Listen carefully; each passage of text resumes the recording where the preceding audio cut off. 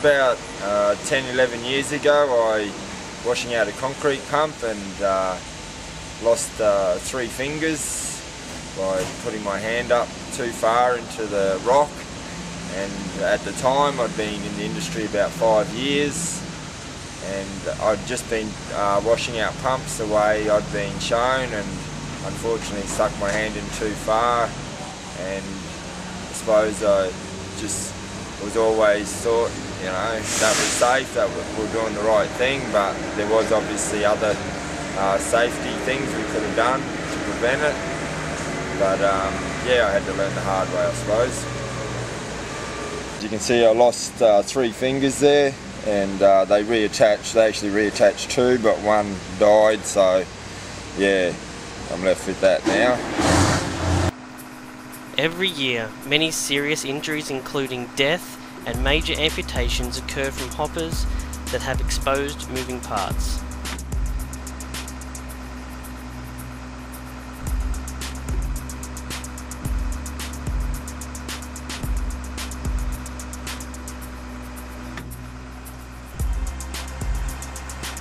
An interlock switch should be fitted, which is activated by lifting the grate and stops all moving parts.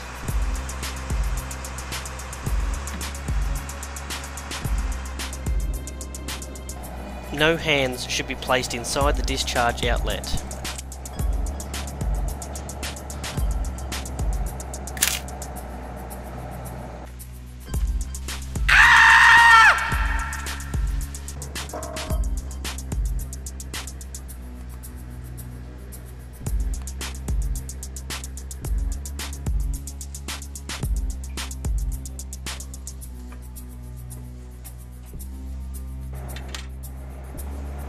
Paddles can be activated by accident if an operator bumps his controls.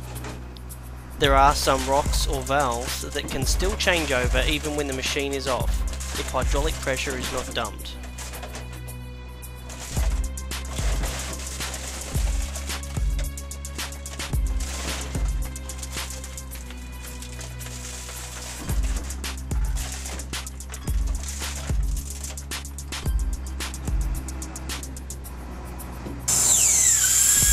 When the grate is lifted, accumulated pressure is dumped.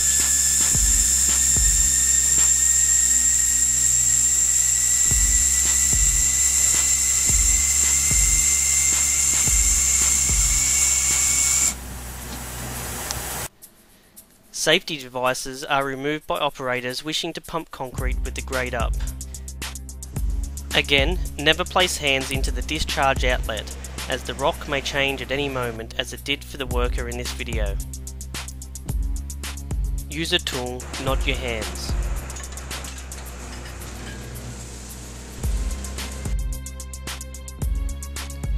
All moving parts must stop and never stand on the grate.